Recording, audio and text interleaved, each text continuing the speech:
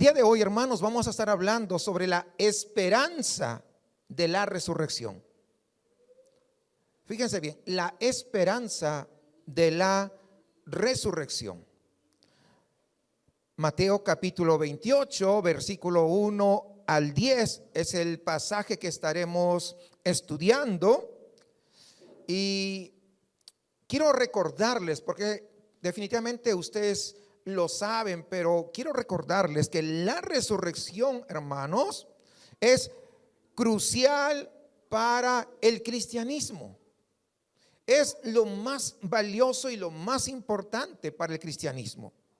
Es más, el tema central de la predicación y la escritura apostólica se trata sobre la resurrección. La semana pasada, que se llama Domingo de Ramos, Jesús estaba entrando a Jerusalén montado en un pollino, ¿verdad? En un burrito, y los gritos: Hosana, Hosana, bendito el que viene en el nombre del Señor. En ese momento, en esa entrada, fue como un rey. Pero el jueves en la noche, y lo estábamos recordando, después de la última cena con sus discípulos, fue arrestado, fue escarnecido, es decir, se burlaron de él, fue golpeado. Y el viernes en la mañana, los romanos lo azotaron sin misericordia, y al mediodía aproximadamente comenzó el camino a la crucifixión. Pero el domingo de Pascuas, un domingo como hoy que estamos celebrando, domingo de Pascua, domingo de resurrección, Jesucristo pasa de la humillación a la exaltación. Qué maravilloso. De la humillación a la exaltación. Con esto en mente, vamos a las Escrituras. Evangelio de Mateo, capítulo 28, versículo 1 al 10. En esta oportunidad estaré leyendo la Nueva Versión Internacional, así que probablemente sea ligero a algunas de sus Biblias, pero yo creo que sí lo va a entender. Y lo estoy haciendo en la Nueva Versión Internacional para beneficio de aquellas personas que nos están visitando tal vez por primera vez y tenga una forma más práctica y sencilla de comunicar las Escrituras. Mateo 28 del 1 al 10. Después del sábado, al amanecer del primer día de la semana, María Magdalena y la otra María fueron a ver el sepulcro. Sucedió que hubo un terremoto violento, fíjense bien, porque un ángel del Señor bajó del cielo y acercándose al sepulcro, quitó la piedra y se sentó sobre ella. Gracias, hermanita. Su aspecto era como el de un relámpago y su ropa era blanca como la nieve. Los guardias tuvieron tanto miedo de él que se pusieron a temblar y quedaron como muertos. El ángel dijo a las mujeres: no tengan miedo, sé que ustedes buscan a Jesús, el que fue crucificado. No está aquí, pues ha resucitado. Tal como dijo, vengan a ver el lugar donde lo pusieron. Luego vayan pronto a decirles a sus discípulos: Él se ha levantado de entre los muertos y va delante de ustedes a Galilea. Ahí lo verán. Ahora ya lo saben. Así que las mujeres se alejaron a toda prisa del sepulcro, asustadas pero muy alegres, y corrieron a dar la noticia a los discípulos. En eso Jesús les salió al encuentro y las saludó. Ellas se le acercaron, le abrazaron los pies y lo adoraron. No tengan miedo, les dijo Jesús. Vayan a decirles a mis hermanos que se dirijan a Galilea y allí me verán. Oremos al Señor. Padre, una vez más nos dirigimos a usted y lo hacemos en el nombre que es sobre todo nombre, Jesús, su Hijo amado. Aquel que fue a la cruz a morir por nosotros, cuyo sacrificio propició que el velo del templo sea rasgado de arriba abajo. Y es la razón por la que el día de hoy tenemos acceso ante el trono celestial. Queremos suplicarle, amado Padre, que usted pueda ayudarnos a los acá presentes, que nuestros corazones se sensibilicen para poder escuchar su voz.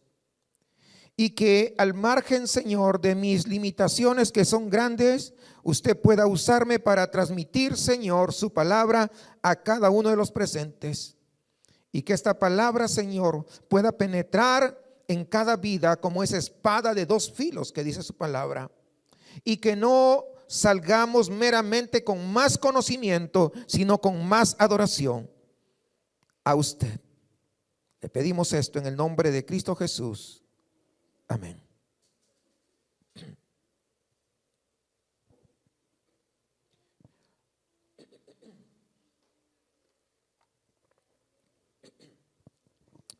Perdón. Harold Best, en su libro Adoración Incesante, dice lo siguiente. Permítame, abro comillas para darles la cita. Dice: comenzamos con un hecho fundamental sobre la adoración. En este mismo momento y mientras dure este mundo, todos los que habitan se inclinan y sirven a algo o a alguien.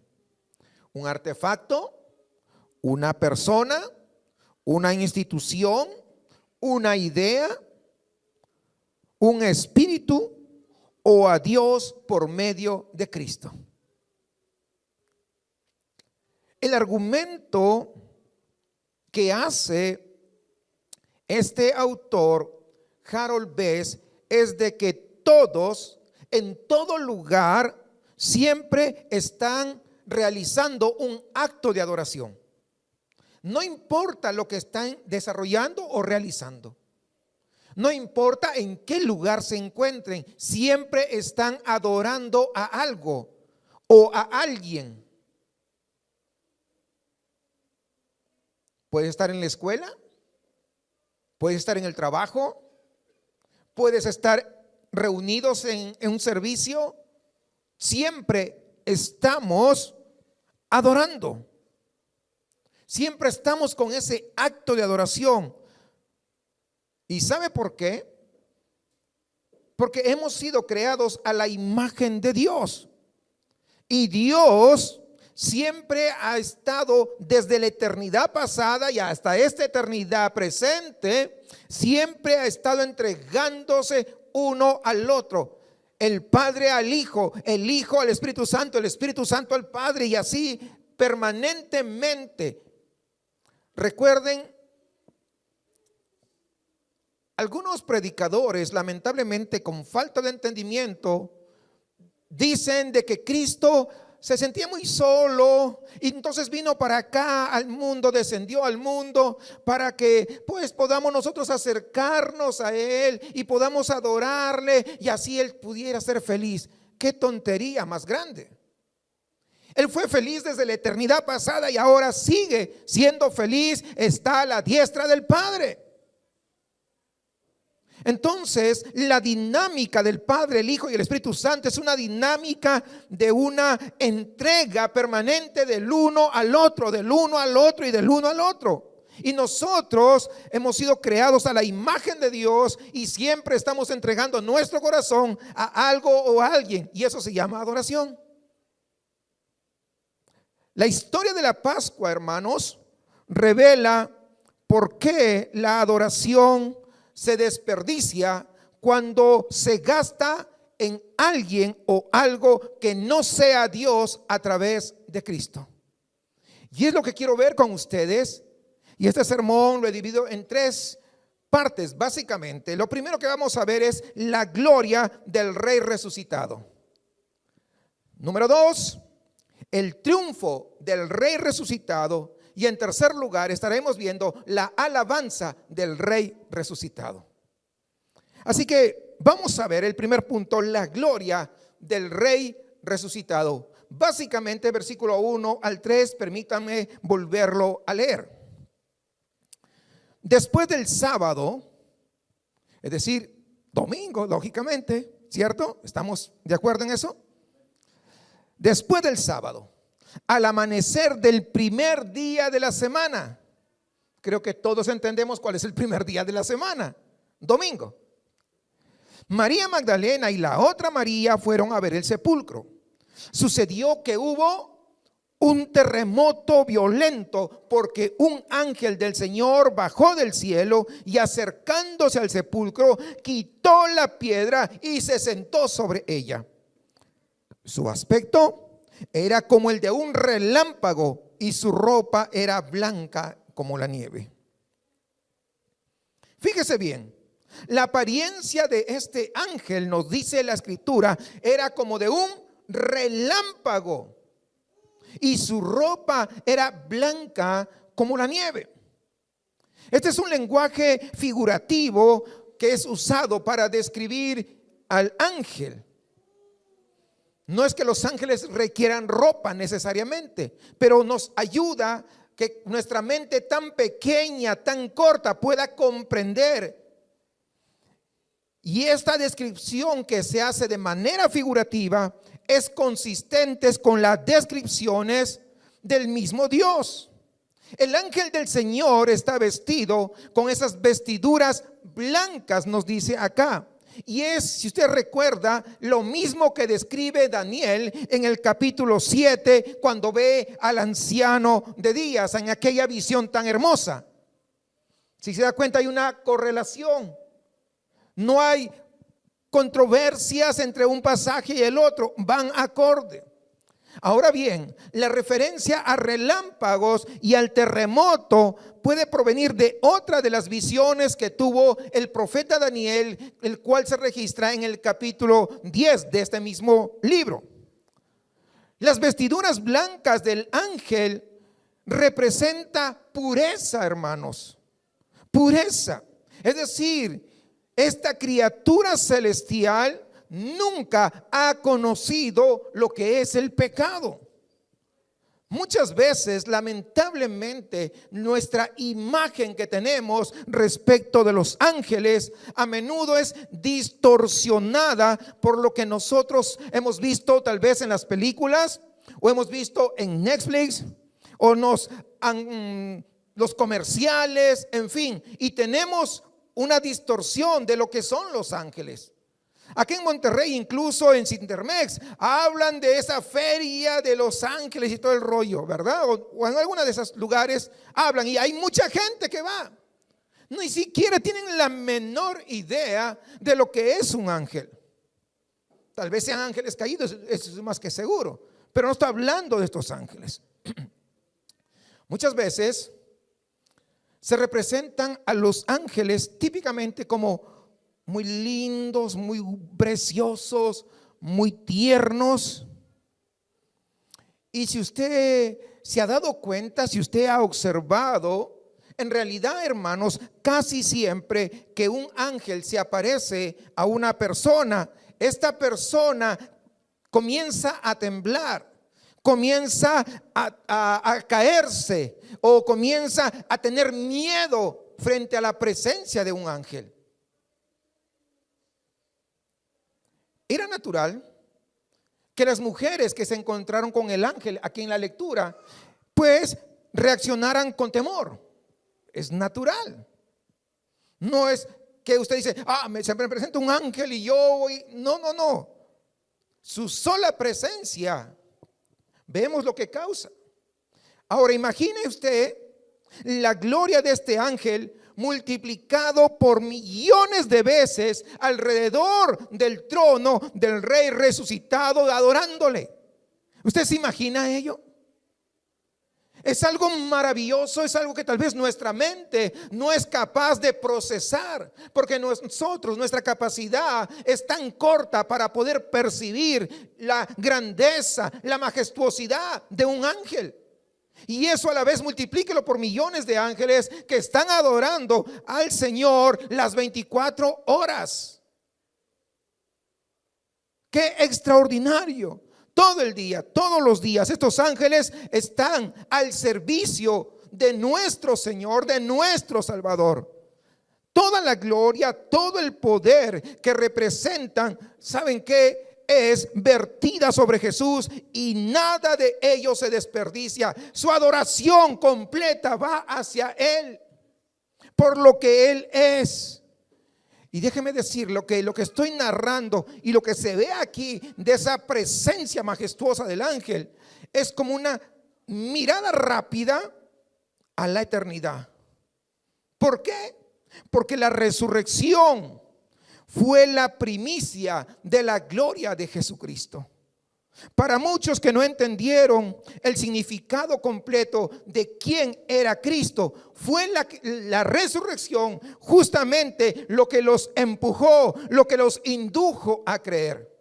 Ustedes recordarán cuando estábamos estudiando el Evangelio de Marcos, que la misma familia creía que Jesús estaba loco y que se fueron y querían incluso llevarlo con él.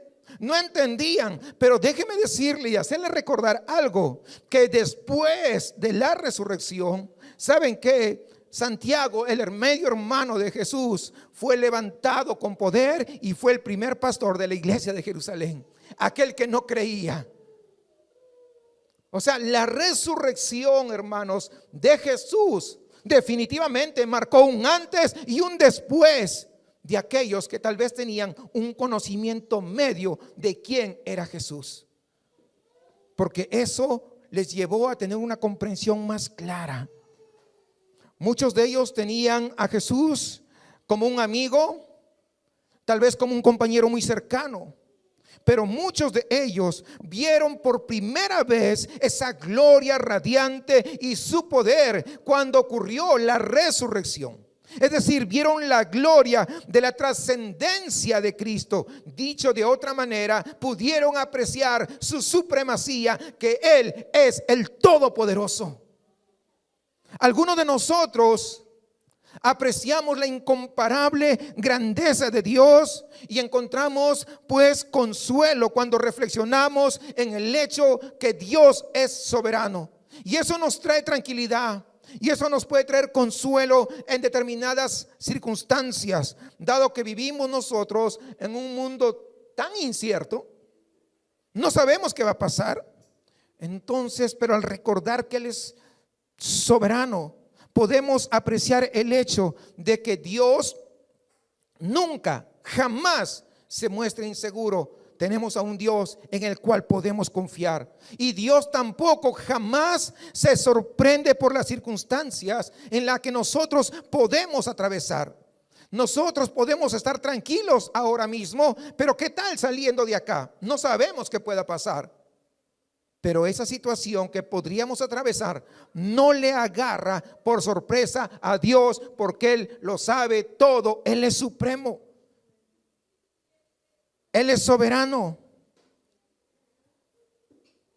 Pero además, es igualmente importante reconocer a aquellos que aprecian esa cercanía de Dios.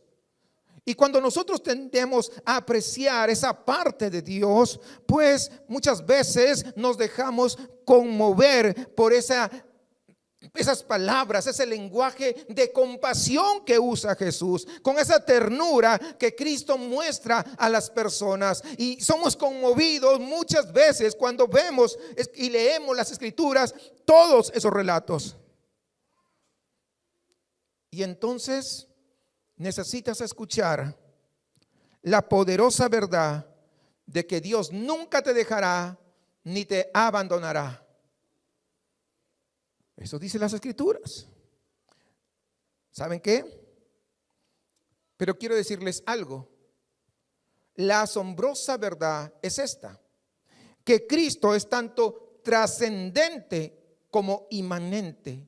Ya se lo he dicho en alguna oportunidad anterior, pero permítame un momento para poder tratar de explicarles esto que es importante. La trascendencia tiene que ver con que Dios está por encima de todas las cosas, que trasciende el tiempo, no tiene un inicio ni tampoco tiene un final, trasciende absolutamente todo lo que pensamos, lo que imaginamos y lo que existe. Por eso es un Dios trascendente. Pero también, fíjese bien esto, pero también está amorosamente muy cerca de todos que han puesto su fe en Él, y eso es la inmanencia. Por eso es importante la trascendencia y la inmanencia, que podamos tener claro quién es nuestro Dios. No es un diosito, es un Dios todopoderoso. Y ambas verdades, la trascendencia como la inmanencia, son verdades increíblemente poderosas en la vida de aquel que ha puesto su fe en Jesucristo. Yo sé que probablemente muchos de nosotros tenemos una inclinación hacia un lado o hacia el otro. Muchos de nosotros tal vez pensamos más en un Dios trascendente y otros tal vez piensan más en un Dios inmanente. Pero déjeme decirle que el Dios trascendente e inmanente, ambos son válidos y ambos son verdaderos. Y cuando los combinas, esos dos atributos de Dios, ¿sabes qué? Entonces tienes un Dios todopoderoso. Eres un Dios al cual tú te puedes rendir. Entonces tienes un Dios al cual tú puedes confiar. Tienes a un Dios tan amoroso, pero a la vez tan poderoso. No sé si ustedes han tenido la oportunidad de ver, estamos en la época de las redes sociales y muchos se consume pues bastantes videos en YouTube. Hay un video que se llama El Encantador de Leones. Y este hombre realmente, honestamente, este es un comercial de las cámaras GoPro, pero está ahí en YouTube. Pero el video es bastante impactante. ¿De qué se trata? Se trata de un hombre que se ha hecho amigo de una manada de leones. Dicen que él rescató a estos leones cuando eran unos cachorritos y los ha criado, pero los ha criado en libertad, no en cautiverio. Es decir, que no perdieron, ¿verdad?, su esencia de ser leones. Y están en libertad. Y cuando él llega en el jeep y se baja y los llama por su nombre, corren hacia él. Y ya están grandes los leones y lo abrazan y parece que lo hacen caer, ¿verdad? Y comienzan a lamerle la cara, la cabeza, y él está ahí, se revuelca con ellos y está así. Es increíble. Pero fíjense, lo que hace que realmente este video sea increíble es el hecho que se esté revolcando allí en el suelo en medio de estos leones que ya son adultos, ya no son cachorritos. ¿Por qué es increíble? Porque un zarpazo de un león lo puede matar o no. Por supuesto, le puede costar la vida. Pero aquí viene lo interesante. Cuando ese poder que tiene el león sirve para su protección, él no podría sentirse más seguro, porque nadie hay que se le puede acercar cuando está con esos leones. ¿Sí me entiende? Bueno, este es el tipo de gloria y poder que vemos que nuestro Salvador tiene en este pasaje. Es el Todopoderoso, que si tú te cobijas en Él, no hay nada que pueda tocarte. No hay nada que pueda desenfocarte. Este es el tipo de gloria, hermanos, que honestamente todos perseguimos en nuestra vida. ¿Por qué? Porque nos encanta admirar todo lo que es poderoso, pero también todo lo que es bueno, lo que es hermoso. Eso es lo que tenemos inherentemente en nuestra vida. Todo ser humano anhela y busca ello, sin excepción. Ayn Rand es una autora y atea empedernida, y ella habló sobre ese impulso que tenemos de admirar mucho a otras personas. Estamos programados, por así decirlo, para que seamos de esta manera. ¿Y por qué sucede esto? Porque hemos sido creados a la imagen de Dios. Sin embargo, debido a nuestro pecado, a menudo, ¿sabe qué pasa? Estamos admirando a cosas equivocadas. A menudo le priorizamos a cosas equivocadas. A menudo le damos mayor importancia a cosas equivocadas. Y cuando digo cosas equivocadas, no necesariamente son malas, ya les he explicado ello. Hay cosas buenas, pero que podrían también estar quitándole la gloria a aquel que merece, a Jesús. C.S. Lewis tiene un ensayo maravilloso titulado El peso de la gloria. Y yo quisiera que esté atento a lo que él dice sobre nuestra tendencia a quedar satisfechos con cosas que no tienen valor duradero. Permítame leerles esta cita.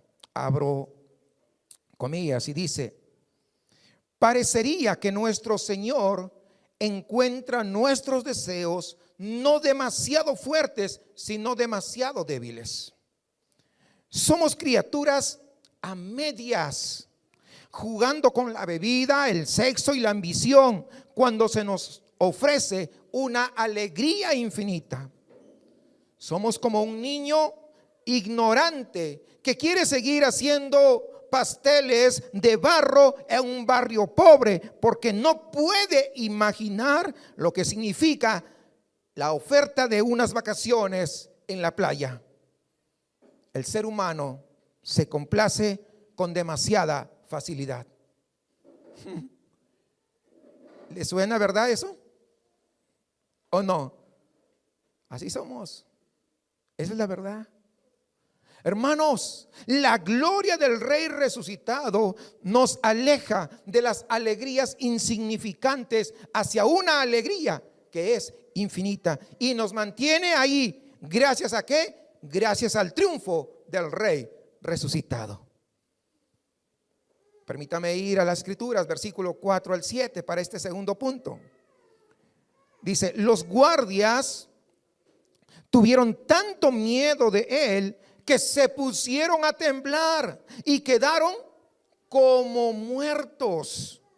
El ángel dijo a las mujeres: no tengan miedo, sé que ustedes buscan a Jesús, el que fue crucificado. No está aquí, pues ha resucitado, tal como dijo.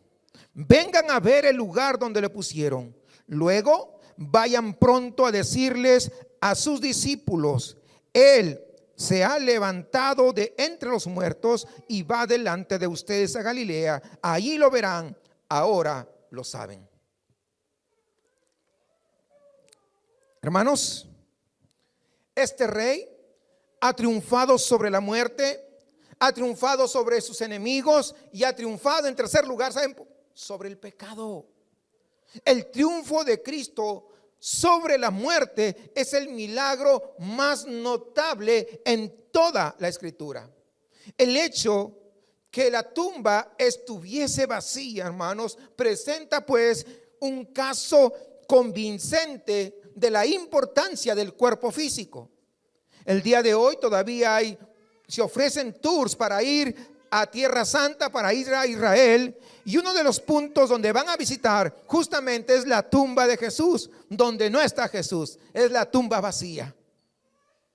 La Biblia, fíjense bien, no nos permite convertir a la resurrección en una metáfora como muchos pretenden hacerlo. ¿Por qué? Porque nosotros no podemos espiritualizar la resurrección hasta el punto de que la naturaleza física sea neutralizada. La tumba está vacía, y como la tumba está vacía, entonces pues cancela esa posibilidad. No sé si se dan cuenta, no hay nada ahí. Van y no encuentran absolutamente nada. Curiosamente, cuando nosotros leemos los evangelios, fíjese bien, nadie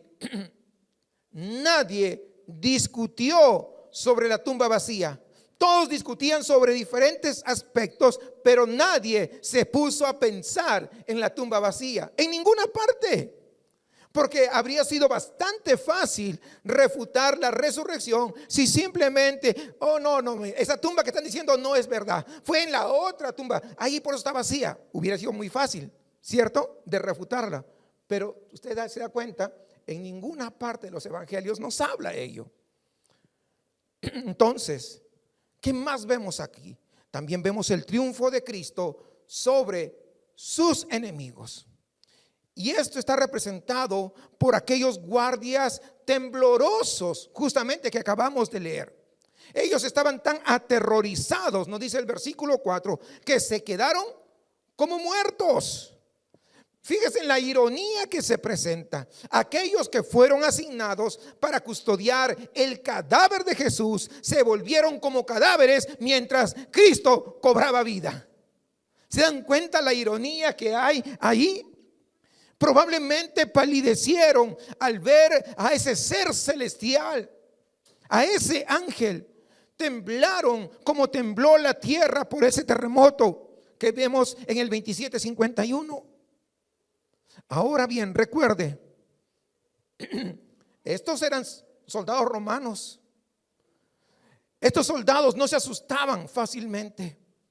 Ellos habían sido formados con rudeza. Ellos sabían lo que significaba cuidar, porque ellos sabían de que si alguien se escapaba, tenían que morir ellos, pagar con su propia vida. Ellos sabían lo que era enfrentarse a las situaciones más difíciles. No eran cualquiera. No eran reclutas cuando llevan al ejército. No. Eran soldados rudos. Este era su oficio. Sin embargo, ahora estaban temblando y cayeron como muertos. Probablemente no eran uno ni dos. Tiene que haber sido un número bastante importante para poder custodiar la tumba. No cabe la menor duda que estos soldados, hermanos, habían podido mirar horrendas cosas durante ese servicio que desarrollaban para el César.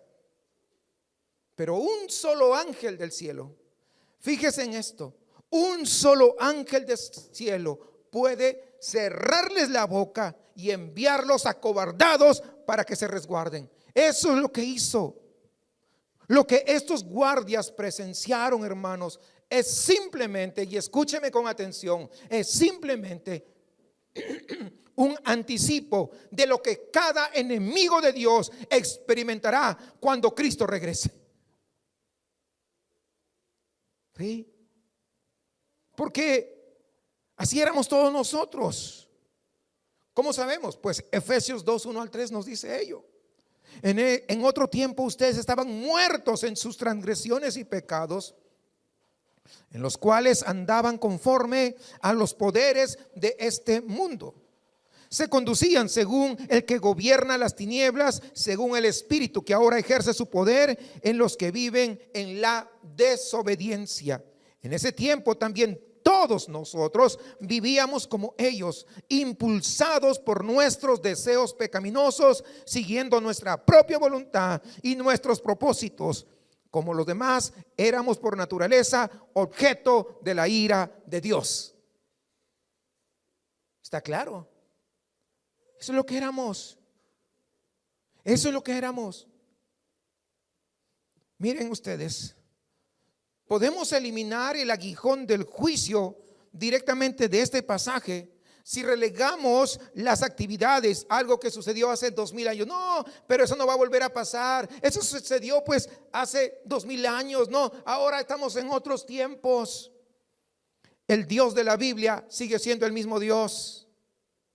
No ha cambiado, sigue siendo santo, sigue siendo justo, sigue siendo todopoderoso, sigue siendo omnipotente, omnipresente. Sigue siendo soberano, sigue siendo el rey del universo, no ha menguado. Hermanos, si tratamos esto como algo que sucedió en el pasado y el día de hoy tiene muy poca relación con nosotros, cuidado, porque la realidad es que se acerca un juicio futuro. Y yo pregunto, ¿quién podrá resistir cuando Cristo regrese en ira y juicio? Por eso que la Biblia nos dice, hoy es el día aceptable. No mañana, no sabes si vas a llegar. Hoy es el día aceptable. Hoy es el día en que te puedes arrepentir. Hoy es el día en que te puedes reconciliar. Hoy es el día en que puedes abrazar una vez más la cruz. No mañana. La reacción que presenciamos en la resurrección ocurrirá de nuevo, hermanos, en el regreso de Cristo. Aquellos que no lo conocen temblarán como estos guardias en este momento. Mientras que aquellos que han puesto su total confianza, como las mujeres, como veremos en un momento, ¿saben qué? Ellos solamente dirán y verán a su Salvador y lo adorarán por siempre, por toda la eternidad. La Pascua es una oportunidad para que consideres tu futuro.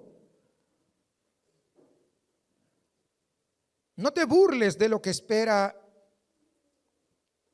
o que viene en los últimos días, porque no te vas a dar cuenta cuándo vendrá. No, cuando yo pues sea un poco mayor de edad, ahora estoy joven, necesito divertirme. Cuando sea mayor recién me voy a acercar a Dios. No sabes cuándo va a venir Jesús y no sabes cuándo tus días se acabarán sobre esta tierra. Los muertos no se convierten en buenos. Oh, mi hijo estaba sufriendo, ya está descansando. ¿Quién sabe? Mi padre, mi tío, mira, mi vecino ya está descansando en paz. ¿Realmente está descansando en paz? ¿O ya está comenzando a experimentar la condenación del infierno?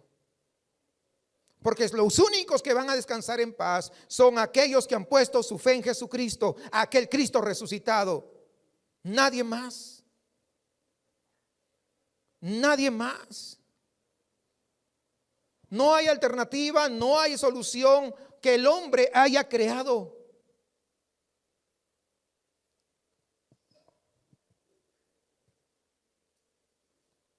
Si tú todavía no has puesto tu fe en Jesucristo, o si tú eres de las personas que tal vez has asistido a una iglesia hace mucho tiempo y dices, algún día voy a ir, algún día, no creas que ese día llegará.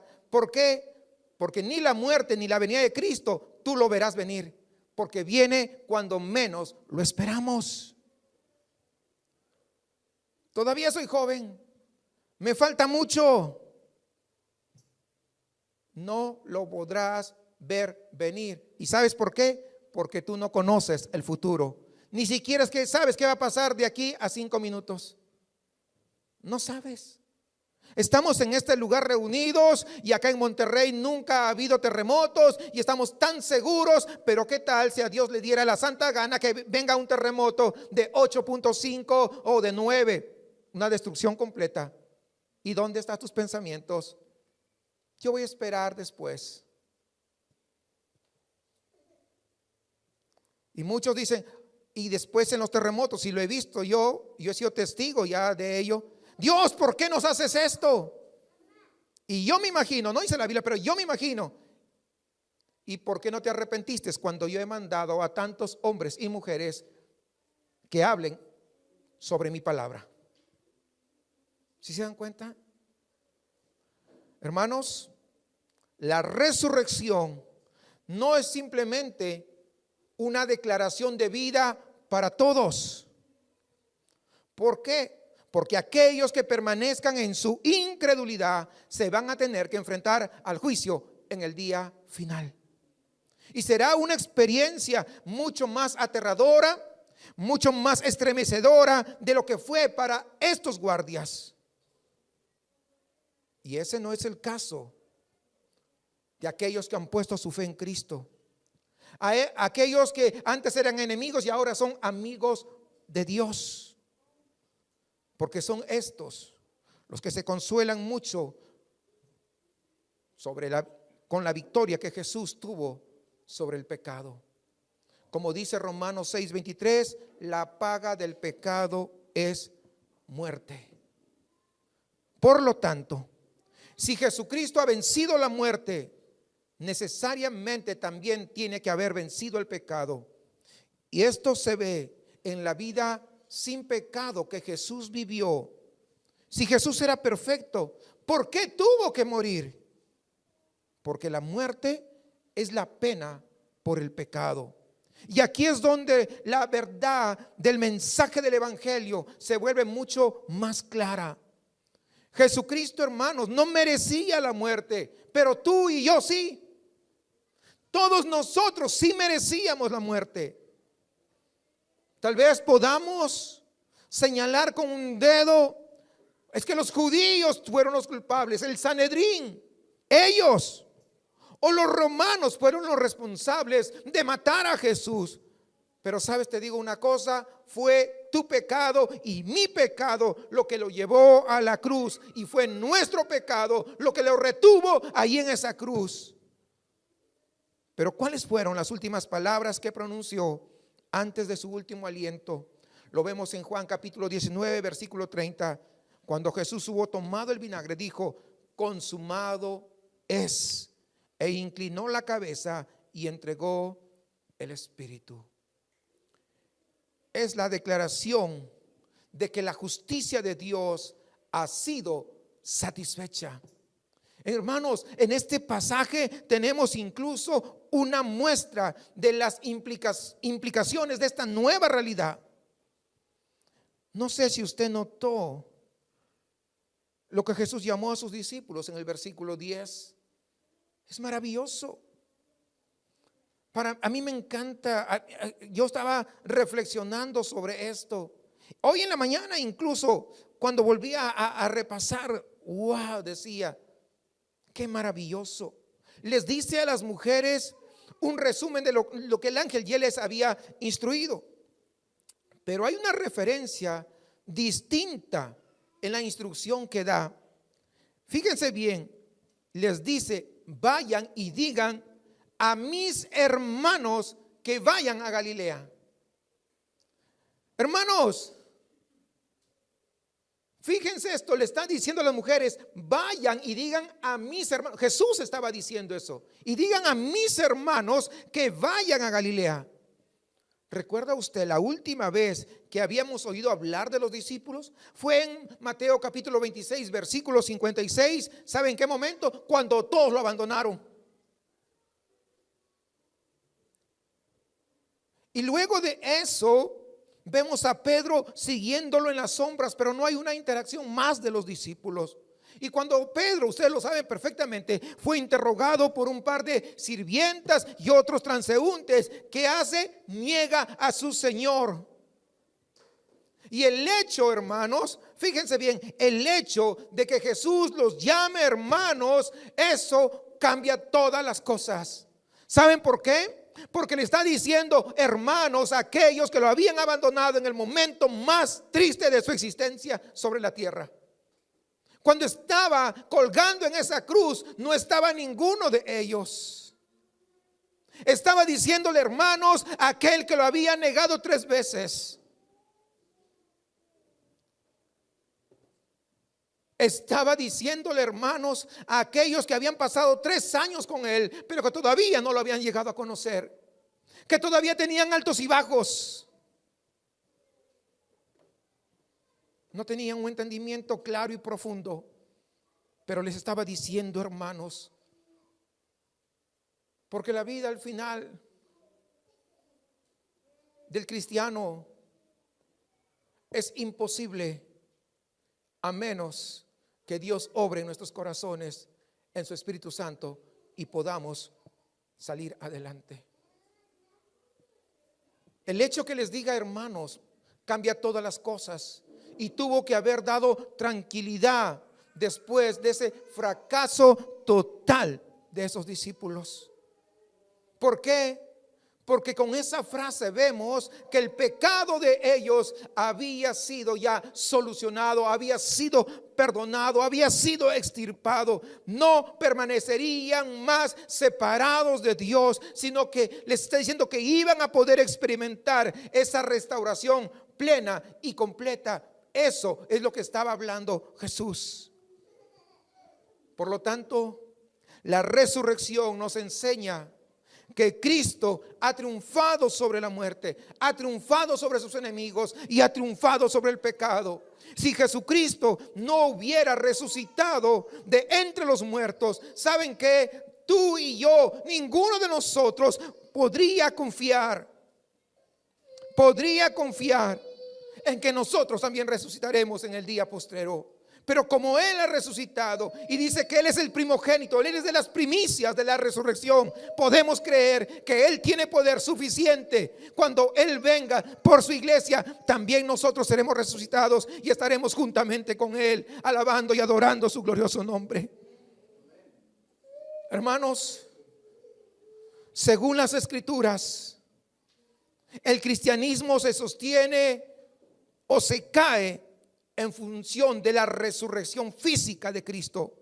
Y Pablo aclara esto en 1 Corintios 15, versículos 17 al 19, cuando dice: y si Cristo no ha resucitado, la fe de ustedes es ilusoria y todavía están en sus pecados.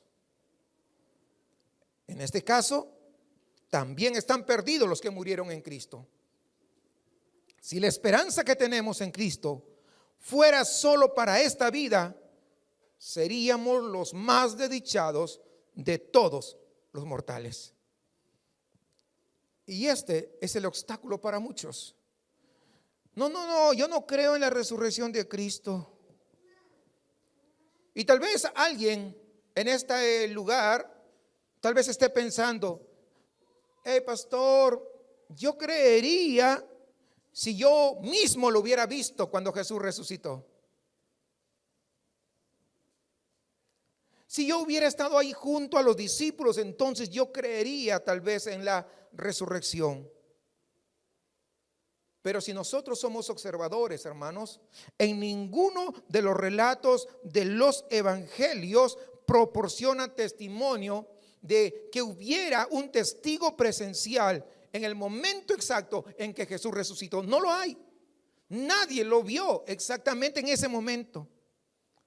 La resurrección no fue presenciada por nadie. Lo que vieron fue la tumba vacía. Lo que vieron fue al Señor ya resucitado. Pero nadie vio a ese cadáver levantarse de la tumba. Ahora, puede venir esta pregunta: ¿por qué Cristo no resucitó en presencia de una multitud? Una razón podría ser que una resurrección secreta nos coloca absolutamente a todos en el mismo nivel, tanto los de esos tiempos como también nosotros. ¿Qué significa esto? Que todos debemos llegar a la fe salvadora confiando en la palabra de otros. Ian Campbell dice lo siguiente: las mujeres deben confiar en los ángeles. ¿Se acuerda que el ángel se presentó a la mujer? Dice: las mujeres deben confiar en los ángeles. Los discípulos deben confiar en las mujeres. Y nosotros debemos confiar en los discípulos. Va viendo cómo va desencadenándose esto.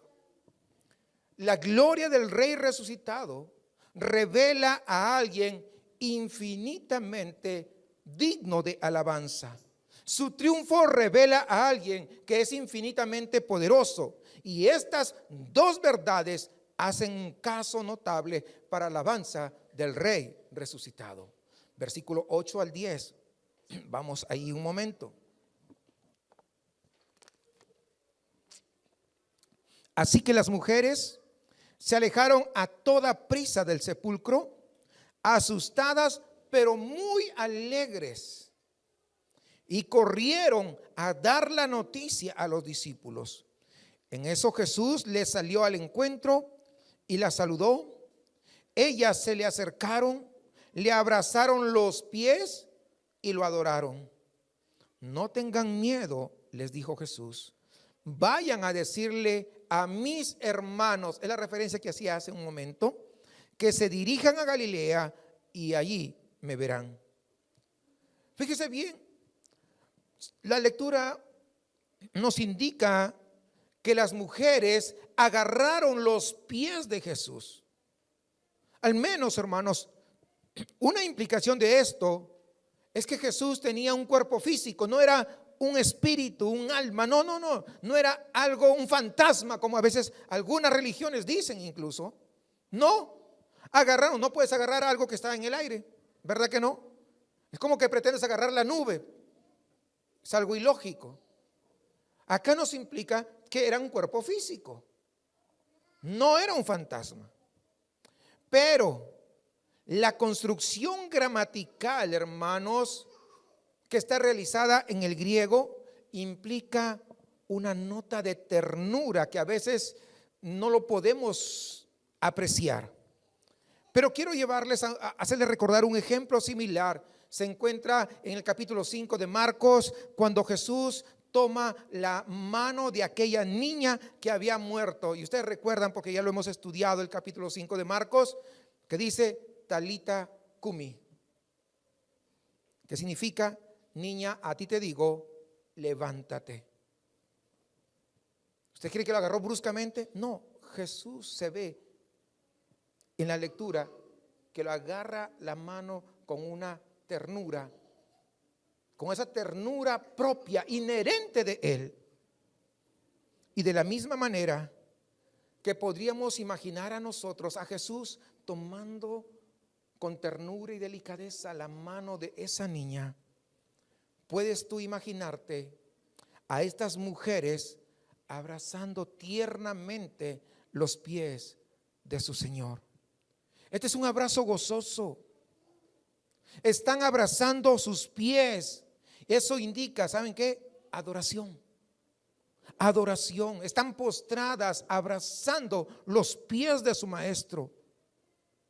Eso es lo que están haciendo. Están adorando a su Señor mientras abrazan tiernamente sus pies. Se están regocijando con mucha humildad, sin entrar en demasiados tecnicismos. Puede ser útil observar una distinción muy importante, y es la forma en que el Nuevo Testamento habla para referirse a la palabra o al término adoración, y está relacionado básicamente con aquella postura específica. Es el acto de inclinarse, de postrarse ante la persona u objeto de la adoración. Era la misma palabra que se usaba para poder describir a la gente que mostraba reverencia a un rey. Se inclinaban delante de su presencia. En el libro de los Hechos, en el capítulo 10, vemos a Cornelio cuando se encuentra con Pedro, dice, cayendo sobre sus pies. Se inclinó y quiso adorarlo, pero en ese momento dice que Pedro se negó a recibir la adoración. Él no quiso ser adorado. Yo soy igual que tú, le dijo Pedro. Pero aquí vemos a Jesús que recibe esa adoración sin dudarlo.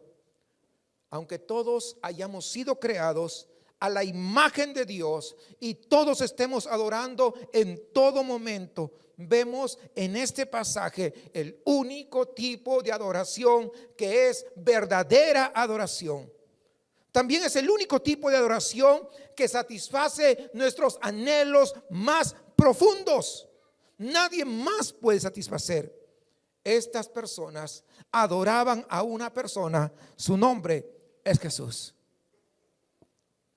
Y en esa adoración también podemos ver una relación muy grande. Ellas conocían a su maestro y ese maestro las conocía a ellas. La adoración, hermanos, de cualquier objeto impersonal, pues nunca va a tener un aspecto recíproco. ¿A qué me refiero? En este caso, vemos cómo ellas se postran y adoran, y Jesús las habla, y les habla con ternura, y les dice: vayan y vean a mis hermanos y comuniquen. Hasta en esa forma de hablar podemos ver esa reciprocidad, unas dando adoración, Jesús recibiendo la adoración y ahora dándoles una encomienda. Esa reciprocidad, eso se da en una adoración verdadera. Cosa diferente cuando nosotros tratamos de adorar a algo que no es Dios. Solamente vamos a adorar, pero no será recíproco, porque ese algo, ese alguien no te podrá retribuir la adoración que tú le estás dando. Solamente esto se da en una relación de adoración entre nosotros y nuestro Dios verdadero. Pedro se negó a recibir la adoración, Jesús no. ¿Recuerdas cómo respondió Jesús a las tentaciones en Mateo 4? Cuando Satanás estaba tentándolo, Jesús le dijo: al Señor tu Dios adorarás y solo a Él servirás. ¿Qué quiere decir esto? Que solamente la adoración es única y exclusiva para Dios. En esta hora quiero decirte lo siguiente: si tú no vives en una adoración, postrándote ante Jesús, entonces tú te estás postrando ante algo o alguien que es inferior a Jesús en todos los sentidos. No es que tú no estás adorando, estás adorando. Entonces, ¿qué quieres? ¿Adorar a Jesús o adorar a cualquier otra cosa o a cualquier persona que sea inferior a Jesús? La promesa de Primera de Juan en el capítulo 3 es que seremos como Él cuando Él regrese. Cuando le veamos, dice, seremos semejantes a Él. ¿Qué significa eso? Fíjese, eso significa que la gloria y el triunfo que vemos en Cristo en la resurrección es un presagio de la misma gloria y el mismo triunfo que les espera a todos los que ponen su fe en este Cristo Jesús resucitado. Entonces esa es nuestra esperanza. No debemos temer al dolor temporal que soportamos en esta vida. Cuando nos damos cuenta, hermanos, de la gloria futura que nos está esperando a todos los que invocan su nombre, a todos aquellos que han puesto su fe en Cristo y se han arrepentido. El pecado que tan fácilmente nos enreda el día de hoy no tiene autoridad final sobre cada uno de nosotros. Ya hemos triunfado sobre el pecado. ¿Cuándo? Ahí en la cruz. Jesús venció por nosotros y la vida de resurrección que nos espera es una promesa de que el pecado ya no nos tentará nunca más por toda la eternidad. Alabado sea Dios. Y la única pregunta final que me queda es esta: